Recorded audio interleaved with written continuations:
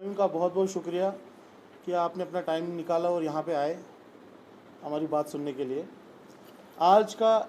जो मौजू है, जो प्रेस कॉन्फ्रेंस है, ये 2-3 पॉइंट्स को लेकर है, जिसका सबसे ज़्यादा इम्पोर्टेंट जो क्रिटिकल इशू है, जो आप लोग भी मीडिया में आए दिन सुनते रहते हैं और आप भी कवर करते रहते हैं।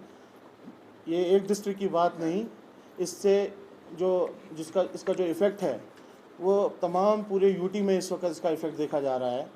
आए दिन आप भी लोगों के बीच में जाते हैं, आवाम के बीच में जाते हैं और देखते हैं कि किस तरह से आवाम इस वक्त परेशान हाल है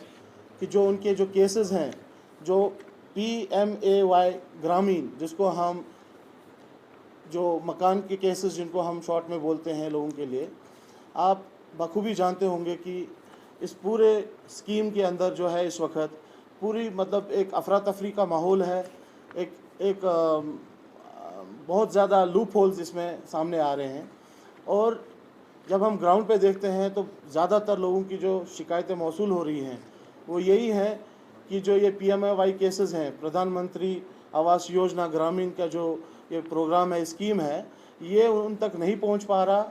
जो गरीब लोग हैं, जो इसके हकदार हैं, जो मुस्तहिक हैं, उन तक ये चीज़ जो है, ये स्कीम नहीं पहुंच पा रही है।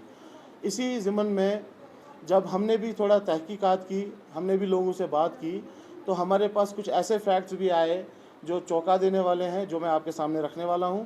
और मैं ये भी चाहता हूं, मैं अपील करता हूं आप पूरी मीडिया फ्रेटर्निटी से कि आप इनकी खुद भी तहकीक कीजिए, आप भी देखिए, क्योंकि आप जो हैं ग्राउंड पे रहते हैं, लोगों से रूबरू रहते हैं और इस बारे में आपको एक अच्छी खासी रिपोर्ट जो है लोगों से मिल जाएगी। मैं थोड़ा सा पीछे जाना चाहता हूँ, थोड़ा सा डिटेल्स देना चाहता हूँ आपको कि गवर्नमेंट ऑफ इंडिया ने इस बार 2 लाख जो केसेस हैं, हाउसेस हैं, उसको एलोकेशन की है UT of Jammu and Kashmir के लिए। ये जो आज का फाइनेंशियल ईयर है 2023-24। अब इसमें 2 लाख केसेस तो हैं,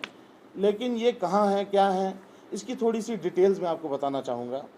कि आपको ये बखूबी पता होगा कि 2014 से ही लोगों ने अपनी रजिस्ट्रेशन कराना शुरू कर दी थी, जिसमें कुछ लोगों के जो केसेस हैं वो छोड़े गए हैं, जिनकी एक किस्त छोड़ी गई है, बाकी केसेस जो हैं वो पेंडिंग हैं। उसके बावजूद 2017 में 18 में एक नई जो एक एक्सरसाइज की गई थी RDD डिपार्टमेंट की तरफ से, रूरल डेवलपमेंट डिपार्टमेंट की तरफ से, कि जो जितने भी ये ऑनलाइन केसेस हैं या जितने भी जो पोर्टल में चढ़ाने हैं, जिनको ऑनलाइन करना है,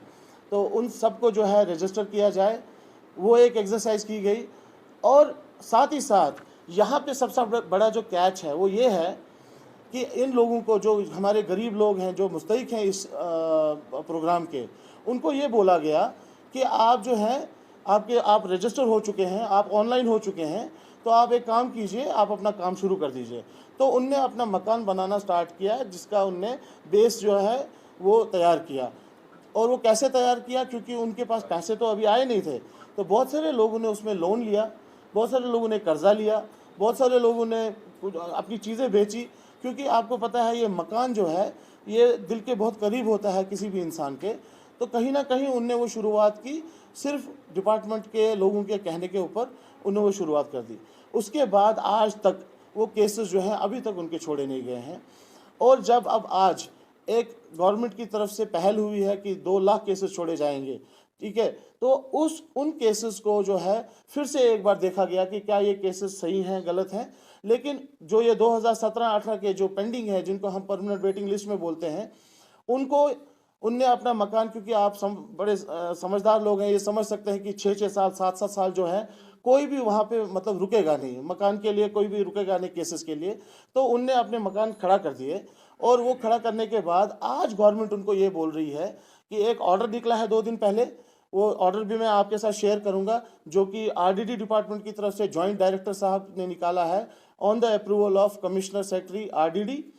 उस ऑर्डर में ये लिखा गया है कि आप जो है, जितने भी ये मकान हैं जो वेटिंग लिस्ट में थे, जिनको पहले ये बोला गया कि आपको केसेस दिए जाएंगे, अब उनको जो है ये केसेस नहीं दिए जाएंगे ड्यू टू रीजंस कि उनने अपने मकान बना दिए हैं। लेकिन आवाम की तरफ से सबसे बड़ा जो सवाल उठता है वो यही है कि क्या इसमें गलती किसकी है? क्या ये गवर्नमेंट की गलती है कि इतना डिले हुआ उनको केसेस देने में? तो ये कहाँ पे ये चूक हुई है? आज उनको ये बोला जा रहा है कि आपको ये केसेस जो है नहीं दिए जाएंगे, तो वो लोग कहाँ जाएंगे? उनके आज कर्जा उनके ऊपर है, बैंक के लोन उनके ऊपर हैं। और इसमें सबसे ज़्यादा अगर आप देखेंगे जो पब्लिक रिप्रेजेंटेटिव्स हैं, इलेक्टेड रिप्रेजेंटेटिव्स हैं, उनको इस्तेमाल किया गया कि आप लोगों के अंदर ये बात जाके बोलें कि उनको ये केसेस दिए जाएंगे। लेकिन आज वही पब्लिक रिप्रेजेंटेटिव्स जो हैं लोगों के सामने झूठे बन चुके हैं, क्योंकि कहीं ना कहीं ये जो लूप होल है, ये जो आज एक ऑर्डर आता है, तानाशाही वाला ऑर्डर ही बोलूँगा मैं इसको, कि जिसमें ये बोला जा रहा है कि इनको डिलीट किया जाए।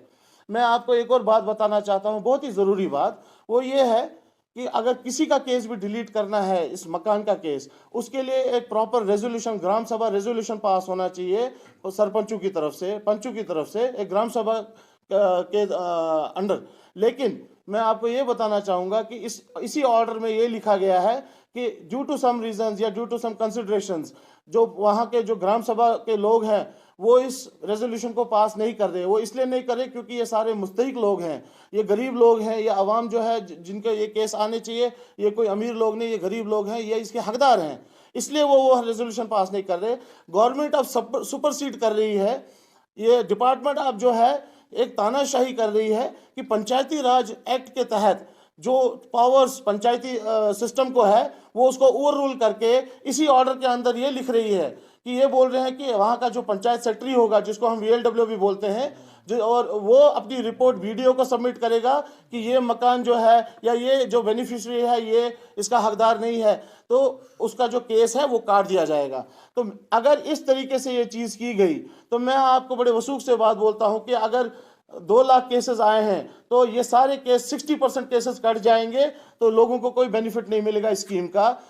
हम लोग डिमांड करते हैं कि इसको इमीडिएटली रिवोक किया जाए इस ऑर्डर को, क्योंकि आज से 3 दिन पहले ये पूरे पब्लिक डोमेन में ये बात बोली गई थी डिस्ट्रिक्ट लेवल पे, चाहे वो एडमिनिस्ट्रेशन की तरफ से हो चाहे वो ऑफिशियल्स की तरफ से हो, कि ये जितने भी लोग हैं जो वेटिंग लिस्ट में हैं, जिनको 6-6 साल 7-7 साल इंतज़ार करवाया गया, उनको जो है ये केसेस छोड़ दिए जाएंगे, बशर्ते कि उनने सिर्फ एक पोहर का मकान बनाया हो। लेकिन आज यू टर्न मार के उनको कुछ नहीं दिया जा रहा। अगर ये स्कीम वापस जा रही है, अगर 60% लोग जो हैं बेघर हो जाएंगे या उनको स्कीम का कोई फ़ायदा नहीं मिलेगा, तो सवाल उठता है ये स्कीम का क्या फ़ायदा है।